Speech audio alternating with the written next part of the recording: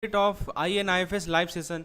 दोस्तों, हमारे live session का डे 8 में आपका स्वागत करता हूं। हम लोग डेली MCQs को डिस्कस कर रहे हैं, प्रत्येक यूनिट के MCQ इंपॉर्टेंट MCQs को डिस्कस करते हैं। और आज दोस्तों हम लोग INIFS यानी Indian economy and Indian financial system के यूनिट नंबर 8 के MCQ सेशन को डिस्कस करेंगे। टॉपिक का नाम है foreign trade in policy, foreign investment.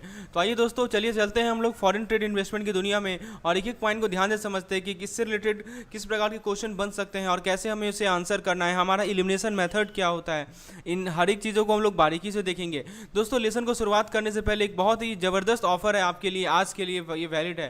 Friends, हमारे जितने भी JIV के मॉक टेस्ट के कोर्स हैं सभी पे आपको 11% ऑफर मिल रहा है। दोस्तों, ये जो हमारा ऑफर है ये आज के लिए वैलिड है। आपको सिंपल सा एक काम करना है कि ये जो कूपन कोड है मॉक सक्सेस 11 इसे यूज़ करना है। और दोस्तों, आप 11% डिस्काउंट अवेल कर सकते हैं हमारे किसी भी मॉक टेस्ट प्रोग्राम में। तो फ्रेंड्स, देर किस बात की, आप जरूर इस पार्टिकुलर कूपन कोड का लाभ उठाएं और जल्द से जल्द इनरोल करें हमारे JIV मॉक टेस्ट के प्रोग्राम में। आपको मैं बता दूं कि ये जो मॉक टेस्ट का प्रोग्राम है ये इंडिविजुअली सभी सब्जेक्ट्स का है, चारों सब्जेक्ट्स का है। और दोस्तों, इसमें आपको 3 बेनिफिट्स मिलेंगे। पहला बेनिफिट्स आपको मिलेगा कि आपको डेली जो हमारे क्विजेस कंडक्ट किए जा रहे हैं वो आपको मिलेंगे, आप किसी भी समय पे अपने कन्वीनियंस के अनुसार उसे दे सकते हैं। दूसरा बेनिफिट आपको मिलेगा कि आपको यूनिट वाइज मॉक टेस्ट देने का मौका मिलेगा, जो कि लगभग हर एक वीकेंड कंडक्ट किया जाता है। और तीसरा बेनिफिट मिलेगा दोस्तों, full length mock test conduct किया, फुल लेंथ मॉक टेस्ट आप दे पाएंगे। तो कुल मिलाकर दोस्तों इसमें 5000 प्लस MCQs हैं। There are almost more than 3000 plus MCQs per subject. तो ऑब्वियस सी बात है दोस्तों, ये बहुत ही सुनहरा अवसर है, इसका जरूर लाभ उठाएं। मॉक सक्सेस 11 कूपन कोड को यूज करें और हमारे मॉक टेस्ट वाले प्रोग्राम में इनरोल हुए। चलिए दोस्तों, शुरुआत करते हैं हम लोग आज के वीडियो लेसन को अपने पहले क्वेश्चन के साथ। दोस्तों, ऐप का लिंक आप यहाँ देख सकते हैं, this is the link of app. इसका मैं आपको PDF भी प्रोवाइड कर दूंगा और आप दोस्तों डिस्क्रिप्शन सेक्शन में जाएं, डिस्क्रिप्शन सेक्शन में ऐप का आपका लिंक मिल जाएगा। ऐप को तुरंत इंस्टॉल करें और आज ही इस ऑफर को अवेल करें। चलिए दोस्तों, शुरुआत करते हैं हम लोग अपने पहले क्वेश्चन के साथ। पहला क्वेश्चन आपके स्क्रीन पर है। इसमें पूछा जा रहा है कि मान लीजिए कि कोई कंपनी XYZ है जर्मनी का, वो भारत आई है अपना प्लांट या फैक्ट्री को इस्टेब्लिश करने में और अपना यूनिट जो है अपने से चला रही है, तो उसको क्या कहेंगे। दोस्तों, पहले आपको ऑप्शन समझिए। FDI का मतलब क्या होता है। FDI होता है दोस्तों फॉरेन डायरेक्ट इन्वेस्टमेंट। FDI का फुल फॉर्म होता है फॉरेन डायरेक्ट इन्वेस्टमेंट। तो ये होता क्या है दोस्तों कि मान लीजिए कि कोई फॉरेन कंपनी है, वो भारत में आकर इन्वेस्टमेंट कर रही है। ठीक है, कोई फॉरेन कंपनी है in the productive asset of another country, और वो यदि इन्वेस्टमेंट कर रही है, this company is doing what, this company is doing investment, right.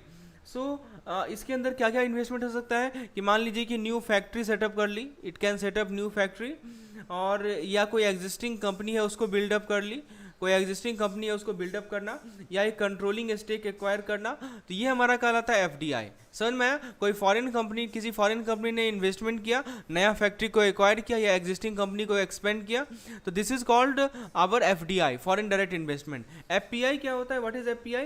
FPI का फुल फॉर्म पहले याद रखिए। FPI stand for foreign portfolio investment.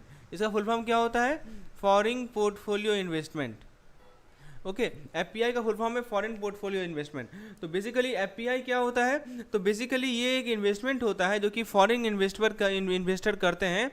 कहाँ पे करते हैं, दूसरे कंट्री के फाइनेंशियल एसेट में, यानी अदर कंट्री दूसरे कंट्री के जो फाइनेंशियल एसेट्स हैं वहाँ पे जो इन्वेस्टमेंट किया जाता है उसे हम लोग कहते हैं FPI, फॉरेन पोर्टफोलियो इन्वेस्टमेंट। ठीक है, उसके बाद दोस्तों नेक्स्ट है हमारा FII। FII क्या होता है, foreign institutional investor. Full form याद रखिएगा FII का। FII stands for foreign institutional investor. इसका फुल फॉर्म है फॉरेन इंस्टीट्यूशनल इन्वेस्टर। तो बेसिकली ये एक तरह का FPI है। FII बेसिकली एक तरह का क्या है, FPI ही है। ठीक है, जो कि लार्ज फाइनेंशियल इंस्टीट्यूशन के द्वारा किया जाता है। वैसे मैं आपको इसका एग्जांपल बताऊं, पेंशन फंड, या दोस्तों आप इसको समझ सकते हैं हेज फंड से, you can also call it hedge fund. So pension fund and hedge fund are the example of FII। तो फ्रेंड्स, इस पार्टिकुलर क्वेश्चन में देखिए क्या हो रहा है। इस पार्टिकुलर क्वेश्चन में एक कंपनी है जर्मनी से, वो अपना प्लांट फैक्ट्री सेट कर रही है भारत में, तो एक तरह का फॉरेन इन्वेस्टमेंट ही तो है। तो ये क्लियर केस है FDI का, right. So answer will be option number A. तो आपको क्लियर होना चाहिए कि एफडीआई क्या होता है, एफपीआई क्या होता है, एफआईआई क्या होता है। चलिए तो आप क्वेश्चन नंबर 2 को देखते हैं। क्वेश्चन नंबर 2 आपके स्क्रीन पर है। इसमें पूछा जा रहा है कि मान लीजिए कि कोई कंपनी है एमएनपी ऑस्ट्रेलिया की, वो इन्वेस्ट करना चाह रही है शॉर्ट पीरियड ऑफ टाइम के लिए, ठीक है। तो ना वो फैक्ट्री पुट करेगी ना प्लांट पुट करेगी, वो एक कैटलिस्ट के रूप में काम करेगी दूसरे कंट्री कंपनी को। इसे क्या कहा जाता है? मैं फिर से बता दूं, एफडीआई का मतलब ये होता है कि फॉरेन कंपनी जो इन्वेस्टमेंट करती है किसी दूसरे कंट्री के प्रोडक्टिव एसेट में, इसके अंदर नया फैक्ट्री सेटअप करना, एक एग्जिस्टिंग कंपनी को खरीदना या कंट्रोलिंग स्टेक को एक्वायर करना, ये सभी आता है। एफपीआई में क्या बताया मैंने, ये वो इन्वेस्टमेंट होता है जो कि फॉरेन इन्वेस्टर करते हैं किसी दूसरे कंट्री के फाइनेंशियल एसेट में। इसके अंदर दोस्तों हो सकता है कि आप स्टॉक खरीद लिए, समझिए एग्जाम्पल समझिए, स्टॉक खरीद लिए, आपने बॉन्ड्स खरीद लिया, आपने सिक्योरिटीज खरीद ली, तो ये एफपीआई में आता है। एफआईआई में क्या बताया? एफआईआई में दोस्तों फॉरेन इन्वेस्टर एक तरह का एफपीआई होता है जो कि लार्ज फाइनेंशियल इन्वेस्टमेंट करती है, जैसे कि पेंशन फंड या हेज फंड। यहाँ पे क्या हो रहा है दोस्तों, इस पार्टिकुलर केस में क्या हो रहा है कि जो कंपनी है वो कहाँ की है? ऑस्ट्रेलिया की कंपनी है। वो कहाँ इन्वेस्ट कर रही है? वो इन्वेस्ट कर रही है इंडिया की कंपनी में। वो कहाँ इन्वेस्ट कर रही है दोस्तों? भारतीय कंपनी में। लेकिन ये बताइए क्या वो फैक्ट्री या प्लांट सेट कर रही है? क्या नहीं कर रही है ना, वो शॉर्ट पीरियड के लिए इन्वेस्ट कर रही है, ना वो फैक्ट्री सेट कर रही है ना वो प्लांट सेट कर रही है। तो दोस्तों बताइए ये कौन सा केस है? ऑब्वियस सी बात है, ये एफपीआई का केस है। मैंने क्या बताया कि जब एसेट में इन्वेस्ट करे, एसेट मतलब कि प्लांट बनाए, मशीनरी बनाए या दोस्तों फैक्ट्री बनाए, तो वो कहलाएगा एफडीआई। लेकिन यहाँ तो ना एसेट में इन्वेस्टमेंट तो नहीं हो रहा है, राइट। वो केवल फैक्ट्री पुट कर रही है, सॉरी वो केवल एक कैटलिस्ट के रूप में काम कर रही है। तो ये हमारा एफपीआई का केस होगा। तो option number B is the correct answer. तो होपफुली आपको एफडीआई और एफपीआई में क्लियर कट डिफरेंस क्लियर हो गया होगा। चलिए आगे बढ़ते हैं। नेक्स्ट क्वेश्चन आपसे पूछा जा रहा है कि इंश्योरेंस सेक्टर में एफडीआई लिमिट क्या है। देखिए इसको समझते हैं दोस्तों, बहुत बढ़िया क्वेश्चन है।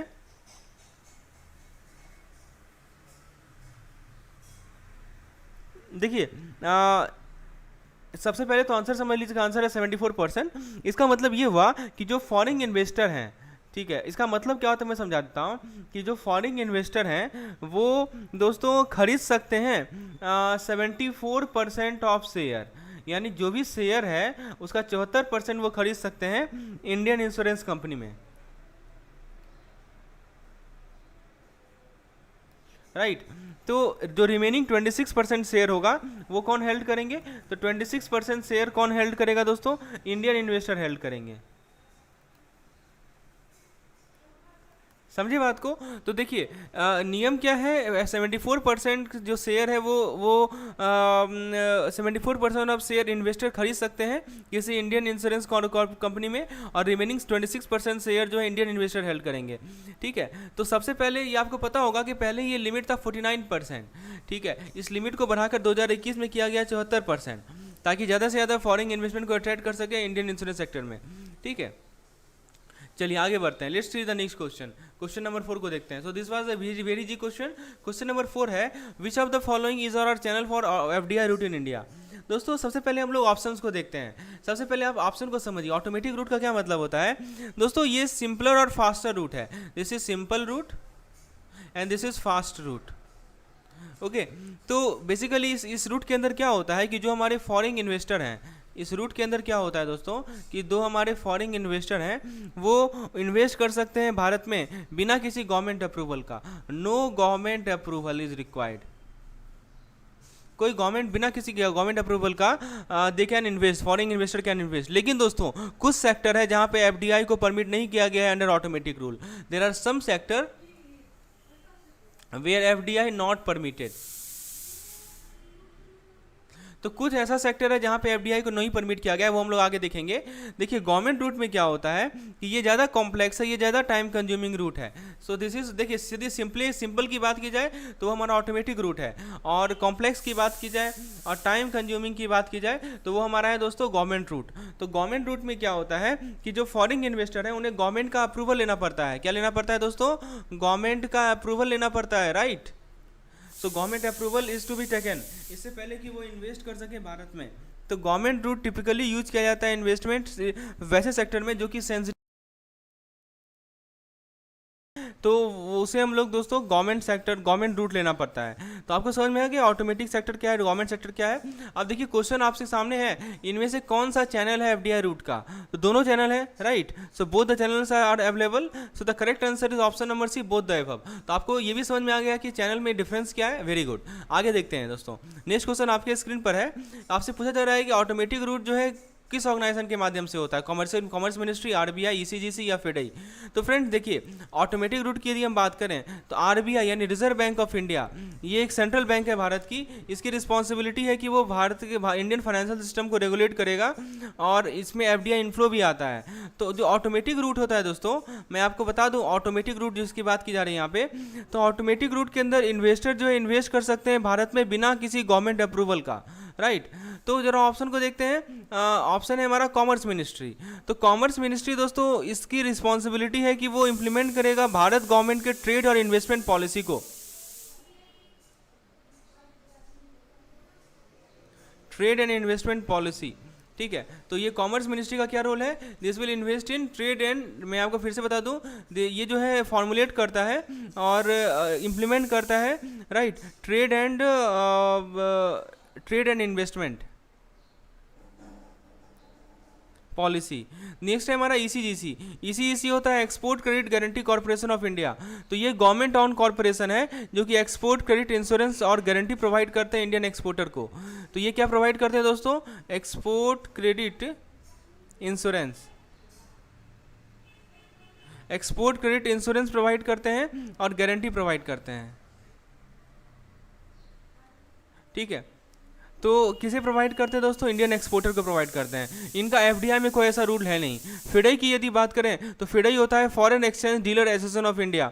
ये एक सेल्फ रेगुलेटरी ऑर्गेनाइजेशन है फॉरेन एक्सचेंज डीलर के लिए, इसका कोई रूल नहीं है एफडीआई में। तो करेक्ट आंसर है इसका B, option number B, RBI, right. चलिए दोस्तों, आगे बढ़ने से पहले मैं आपको अपने प्लान्स के बारे में बताना चाहता हूं। यदि आपको दोस्तों 5 प्लान चाहिए, 5 बेनिफिट्स चाहिए, 5 बेनिफिट जैसे कि पीडीएफ चाहिए दोस्तों, आपको वीडियोस की रिक्वायरमेंट है, आपको 3000 प्लस एमसीक्यूज की रिक्वायरमेंट है, यदि आपको इन सभी एमसीक्यूज को प्रैक्टिस करना है तो उसके लिए आपको डेली क्विज की रिक्वायरमेंट है।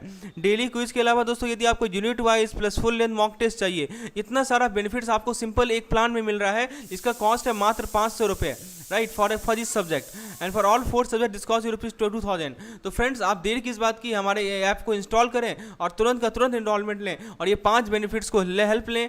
दोस्तों इसका सक्सेस रेट की बात करें तो सक्सेस रेट दोस्तों 69% सक्सेस रेट है। In the previous JIB examination जो हमने हमारे स्टूडेंट ने इनरोल किया था इस कॉम्प्रिहेंसिव प्लान में, 69% student have qualified in this particular plan.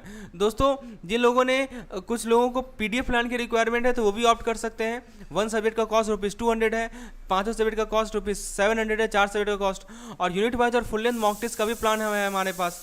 तो एज पर योर रिक्वायरमेंट दोस्तों आप इस ऐप को इंस्टॉल करें और जो भी आपको प्लान है एज पर योर रिक्वायरमेंट आप उसे परचेज करें। दोस्तों अब नेक्स्ट क्वेश्चन पे आते हैं। नेक्स्ट क्वेश्चन आपके स्क्रीन पर है। क्वेश्चन में पूछा जा रहा है कि इनमें से कौन सा जो है एफडीआई का टाइप्स है। बहुत बढ़िया क्वेश्चन है, इनमें से कौन सा एफडीआई का टाइप्स है, दिस इज द क्वेश्चन। तो जरा ऑप्शन को देखते हैं। पहला ऑप्शन है ग्रीनफील्ड एफडीआई, दूसरा ऑप्शन है ब्राउनफील्ड एफडीआई, तीसरा ऑप्शन है दोस्तों आपका ज्वाइंट वेंचर, और लास्ट ऑप्शन है आपका ऑल ऑफ द अबव। मैं आपको एक एक ऑप्शन समझाता हूँ। देखिए ग्रीनफील्ड एफडीआई क्या होता है, देखिए मैं आपको बताता हूँ। ग्रीनफील्ड एफडीआई क्या होता है कि तब ऐसा एफडीआई होता है जहाँ पे फॉरेन कंपनी जो है इन्वेस्ट करती है नए प्रोजेक्ट में। मैं बताता हूँ, देखिए फॉरेन कंपनी क्या करती है, वो इन्वेस्ट करती है, कहाँ इन्वेस्ट करती है, नए प्रोजेक्ट में, इन न्यू प्रोजेक्ट, राइट। तो इसके अंदर दोस्तों नया फैक्ट्री सेट करना, ऑफिस सेट करना या दूसरा बिजनेस सेट करना आता है। ब्राउनफील्ड एफडीआई में क्या होता है, जब फॉरेन कंपनी किसी एग्जिस्टिंग बिजनेस में इन्वेस्ट करती है, कोई फॉरेन कंपनी है वो कहाँ इन्वेस्ट कर रही है, वो इन्वेस्ट कर रही है किसी एग्जिस्टिंग बिजनेस में,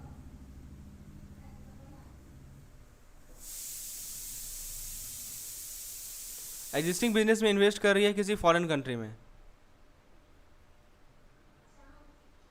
ठीक है। तो इसके अंदर दोस्तों एग्जिस्टिंग कंपनी को खरीदना, सब्सिडरी को टेक ओवर करना या मर्ज करना लोकल कंपनी के साथ, ये सभी आते हैं। ज्वाइंट वेंचर में क्या होता है, देखो अंदर समझिए, ग्रीनफील्ड में क्या बताया कि नया प्रोजेक्ट में इन्वेस्ट करना, ब्राउनफील्ड में क्या बताया एग्जिस्टिंग बिजनेस में इन्वेस्ट करना। ज्वाइंट वेंचर में क्या होता है दोस्तों, जब 2 या 2 से ज़्यादा कंपनी मिलकर एक साथ आकर एक बड़ा कंपनी बनाती है तो इसके अंदर दोस्तों फॉरेन कंपनी किसी लोकल कंपनी में इन्वेस्ट कर सकती है, या दो फॉरेन कंपनी एक साथ आकर एक नया कंपनी बना सकती है तीसरे कंट्री में, ये सभी इसका एग्जाम्पल है। तो फ्रेंड्स कहने का मतलब कि इस पार्टिकुलर क्वेश्चन का जो सही आंसर होगा वो होगा option number D, all the above. यानी आपका greenfield FDI, brownfield FDI, joint venture, ये तीनों के तीनों तरह के एफडीआई होते हैं, right. So option number D is correct. आइए क्वेश्चन नंबर 7 को देखते हैं। क्वेश्चन नंबर 7 में आपसे पूछा जा रहा है कि जो फॉरेन ट्रेड पॉलिसी होता है उसमें कौन सा स्कीम होता है एक्सपोर्ट प्रमोशन के लिए। बहुत बढ़िया क्वेश्चन है। कितने स्कीम होते हैं, राइट, कितने स्कीम होते हैं एक्सपोर्ट प्रमोशन के लिए हमारे फॉरेन ट्रेड पॉलिसी में। तो ऑप्शन एक है, एक स्कीम होता है, दो स्कीम होता है, फिर कह रहा है कि 3 स्कीम है,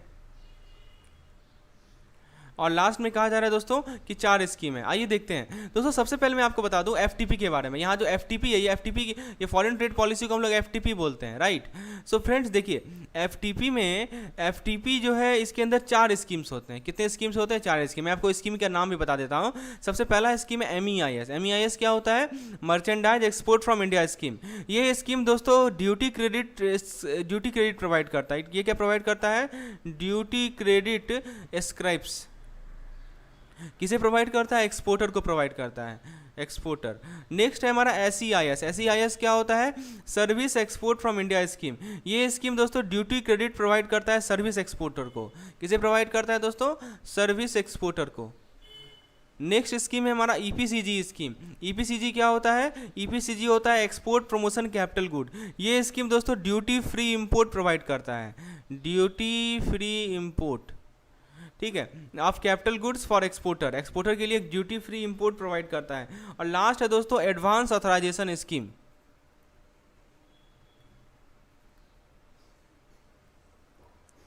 एडवांस ऑथराइजेशन स्कीम, तो ये scheme duty free import provide करता है इनपुट एक्सपोर्टर के लिए। तो ये सब स्कीम को डिज़ाइन किया गया है ताकि वो फाइनेंशियल असिस्टेंस प्रोवाइड कर सके एक्सपोर्टर को और उनको कॉस्ट रिड्यूस करने में। तो दोस्तों जरा ऑप्शन को देखते हैं। 1 ऑप्शन गलत है, 2 ऑप्शन गलत है, 3 ऑप्शन गलत है, करेक्ट आंसर है 4 ऑप्शन। तो मतलब 4 स्कीम्स हैं जो कि हमारे एफटीपी में इंक्लूडेड है। एफटीपी का फुल फॉर्म याद रखिएगा, फॉरेन ट्रेड पॉलिसी। आइए आगे देखते हैं। Let's see the next question. So now let's move to the question number 8 that we have. Question number 8 में आपसे पूछा जा रहा है कि which of the following schemes include by the foreign trade policy? I think it is question number 9, not question number 8. ठीक है, question number 9 है ये। क्वेश्चन नंबर 9 आपसे पूछा जा रहा है कि इनमें से कौन सा स्कीम है जो कि फॉरेन ट्रेड पॉलिसी में इंक्लूडेड है एक्सपोर्ट प्रमोशन के लिए। बहुत बढ़िया क्वेश्चन है, अभी हमने डिस्कस किया, एक बार फिर से रिकॉल हो जाएगा हर एक चीज़ को। तो देखिए एमसीक्यूज़ का ये फायदा होता है कि आप चीज़ों को रिकॉल कर पाते हैं। जितना बार एमसीक्यू सॉल्व करेंगे उतना बार कंसेप्ट आपका रिकॉल होगा। तो आप बताइए कौन सा स्कीम है जो कि इंक्लूड होता है एक्सपोर्ट प्रमोशन के लिए? MEIS, SEIS both are there. दोस्तों मैं आपको फिर से बता दूं MEIS के बारे में और SEIS के बारे में। तो MEIS दोस्तों क्या होता है कि ये प्रोवाइड करता है duty credit, free duty credit script to exporter on relation of FOE value export. और SEIS क्या करता है दोस्तों? ये प्रोवाइड करता है duty free credit to service exporter on the relation of net foreign exchange. तो दोनों MEIS और SEIS को डिज़ाइन किया गया है कि वो फाइनेंशियल असिस्टेंस प्रोवाइड करेगा एक्सपोर्टर को और उनका कॉस्ट को रिड्यूस करने में हेल्प करेगा, right. So the correct answer is both of the above. तो दोनों का दोनों स्कीम्स है दोस्तों जिसको इंट्रोड्यूस किया गया है फॉरेन ट्रेड पॉलिसी के लिए, एक्सपोर्ट प्रमोशन के लिए। तो क्वेश्चन नंबर 10 को देखते हैं। क्वेश्चन नंबर 10 में आपसे पूछा जा रहा है कि merchandise export from India scheme को कब लॉन्च किया गया। यानी क्वेश्चन ये है कि जो हमारा MEIS स्कीम है when it was launch. So let's see the option that we have. Option number 1 आप देख सकते हैं. What is the option number 1? That is A 1st April 2015. Next option is 9th April 2017. Next option is 1st April 2017.